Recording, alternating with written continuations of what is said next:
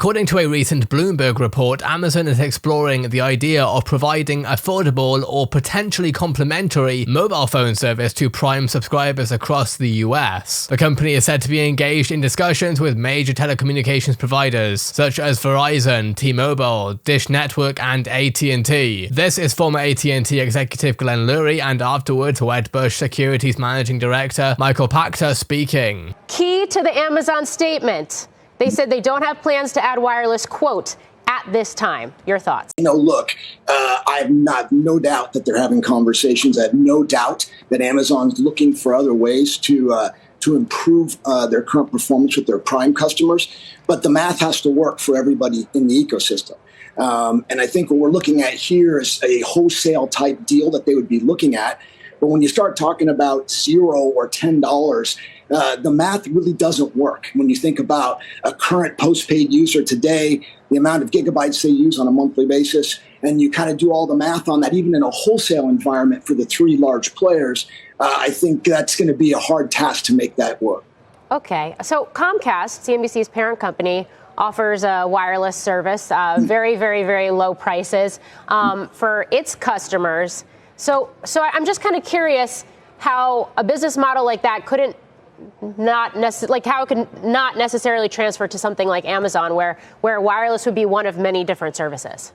Yeah, I agree with you, Morgan. I think it could transfer in a similar way. But when you start talking about the economics around a completely free service, or in a sense, you have a service that Amazon would have to subsidize significantly to get there, you have to look at both sides of the model. You also have a situation with the carriers where they have current wholesalers, right, that they're working with today. And when you think about a carrier's lens, they're thinking about postpaid, prepaid, and wholesale as very separate customers. They have separate costs of acquisition, and then they have separate ARPUs and revenues that they drive. So this would have to fit in the model. So I agree, there's potentially a way to do it, but when you sit back and look at the math today as things are happening now in the marketplace, I think it's going to be tough to get there unless Amazon obviously has a plan to do some significant subsidies to get those prices down. And Glenn, hey, first of all, it's good to see you. It's John Ford. It's been a while.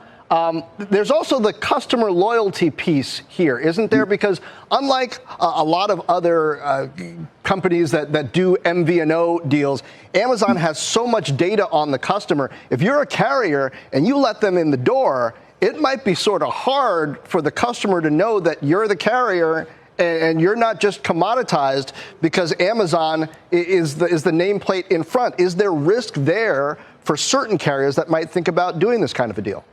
Yeah, John, great to see you as well. And absolutely, you nailed it. I mean, when you think about doing a wholesale deal or bringing in somebody that you're going to give a rate and allow them to use your network, and we all know how much money, billions and billions of dollars, the three carriers are spending each year on their networks, the number one issue you have in mind is cannibalization.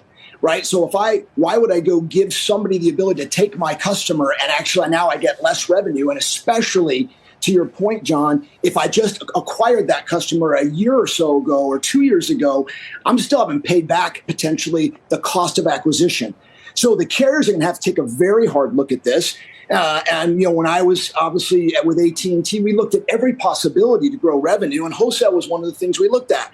And I believe today all three carriers are very open to finding those new revenue streams.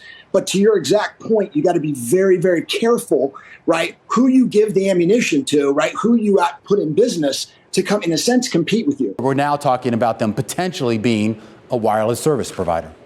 I've got two great books to recommend, both written by your colleague, Brad Stone, The Everything Store, and I forgot the name of the second one, but I own it. It tells you everything you need to know about Amazon. They've gone through a transformation of truly trying to be in our lives every minute of every day.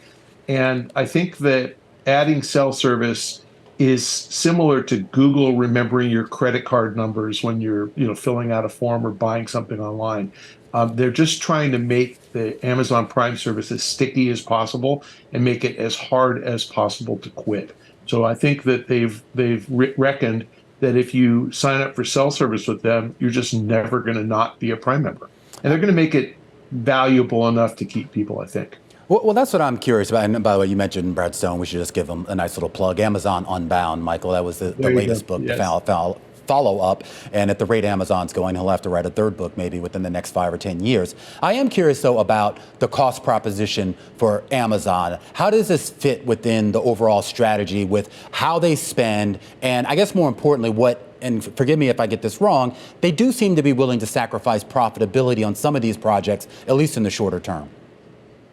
Self-service has gotten super cheap, as you know, and you're barely old enough to remember when it was super expensive. But prior to 2000, I was paying $150 a month for one line and for probably 60 minutes a month. And I paid extra for long distance and voicemail. Now, I have 4 phones for $150, unlimited everything.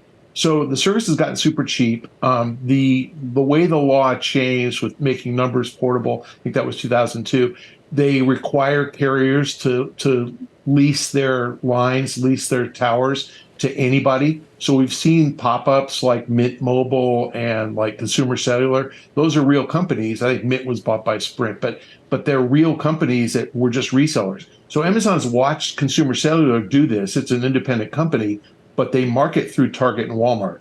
And I think Amazon saw the success because the Target Walmart customer, those guys are not Amazon customers. So I think Amazon wants to compete with that last man standing, let's call it old gray-haired guys. I am an Amazon customer, but who haven't figured out the internet yet. And if they can hook them through a cheaper cell phone service, that's really valuable. So I expect they will subsidize it, not to the tune of free, but probably to the tune of $10 a month.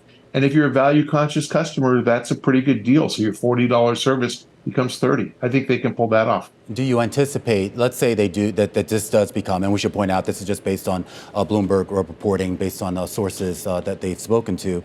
I am curious as to whether we maybe start to expect Amazon actually start to inch up the price of its Prime subscribership. They will if they have to. And throughout the pandemic, shipping costs started to go up. Gas prices went up, as we came out of shelter in place, and they didn't do anything with it. So I think that they've probably kind of gotten things in balance right now. I don't expect a price increase for 2 or 3 more years, and even then, maybe $20 a year. But the value is so great that I don't think most consumers really care. I think that we're getting tremendous value.